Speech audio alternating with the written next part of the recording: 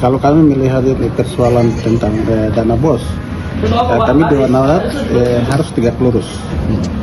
Saya menyampaikan bahwa ada oknum-oknum tertentu yang mengklaim diri sebagai ketua Dewan Adat dan menjadi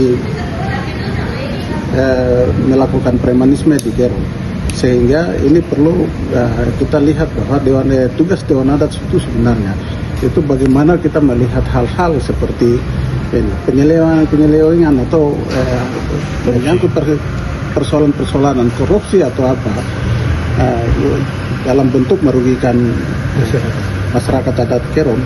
Masyarakat adat Kerom itu pertama masyarakat asli, kemudian masyarakat Papua yang ada di Kerom, dan masyarakat Nusa Bangsa yang ada di Kerom. Karena kita yang lahir ini dari adat dan budaya yang berbeda, sehingga ini perlu kita lihat. Ini pelayanan pemerintahan itu harus tegak lurus. Dan saya sebagai ketua Dewan Adat menyampaikan bahwa Dewan Adat yang diklaim oleh kelompok-kelompok tertentu dan melakukan premanisme ini sama sekali mencederai dan memecah belah orang asli Kerom itu sendiri, dan tidak mendukung pemberantasan korupsi. Ya, ini juga ikut-ikutan bagaimana melindungi kecurangan-kecurangan yang ada di Kerom. Nah, sehingga saya menyampaikan bahwa saudara Panji yang mengatakan berusaha melihat dana BOS ini sebagai persoalan, saya kira penegak hukum juga harus tegak lurus. Harus tegak lurus melihat persoalan. Artinya bahwa apa artinya kita menjadi penegak hukum? Apa fungsi kita? Kalau kita hanya melindungi orang yang berafiliasi, misalnya macam keluarga atau apa, ini kan berarti hukum untuk apa ada di Indonesia? Hukum apa artinya? Jadi saya harap bahwa persoalan-persoalan seperti ini kita harus tegak lurus. Dan saya mau sampaikan ke masyarakat adat Kerom bahwa kelompok-kelompok yang melakukan premanisme ini kita harus bisa melawan. Dan jangan ada tekanan-tekanan apapun dari pihak manapun. Dan kita harus bisa berdiri. Masyarakat adat Kerom dan semua masyarakat yang ada di Kerom itu berdiri dan bicara. Dan kita punya hak hidup. Hak hidup itu kebebasan dalam melaksanakan kegiatan-kegiatan masyarakat. Jadi itu yang saya sampaikan. Selamat sore teman-teman, terima kasih buat Awk Media dan masyarakat Kerom khususnya para guru-guru dan murid di Kabupaten Kerom.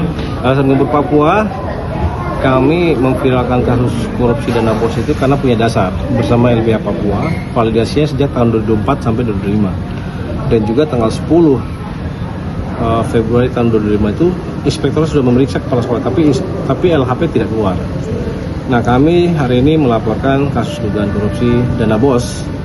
Dana BOS per tahun itu kurang lebih 1.700.000.000 sampai sempat 2 miliar pernah, karena itu akumulasi dari setiap siswa yang dimasukin dalam Dapodik, dan semua diproses melalui proses mekanisme pelaporan ARKAS. Itu dana APBN, dana DAK, dana alokasi khusus untuk kemajuan pendidikan siswa-siswa di seluruh Indonesia.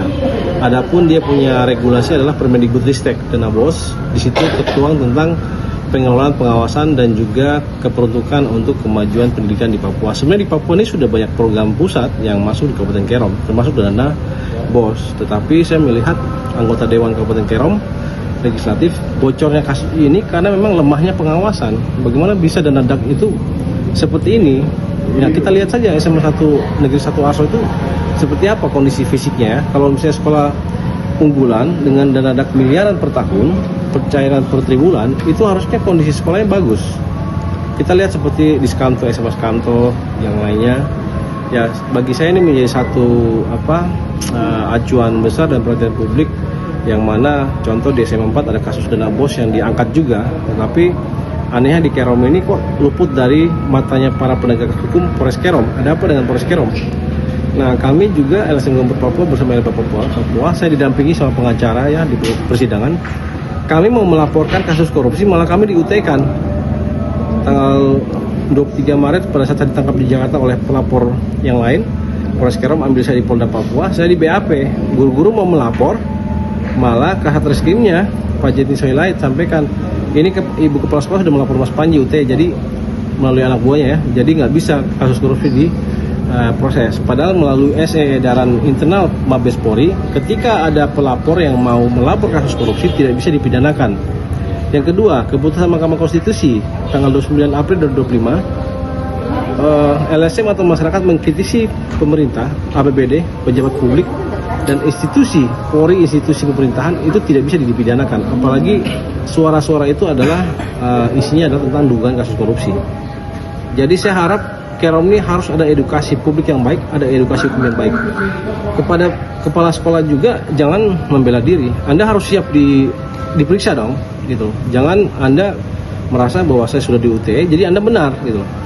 Mari kooperatif menjadi pejabat publik, siap dikritisi, siap juga diperiksa. Kalau nggak mau jadi kepala sekolah dikritisi, jadi penjaga sekolah aja. Terima kasih.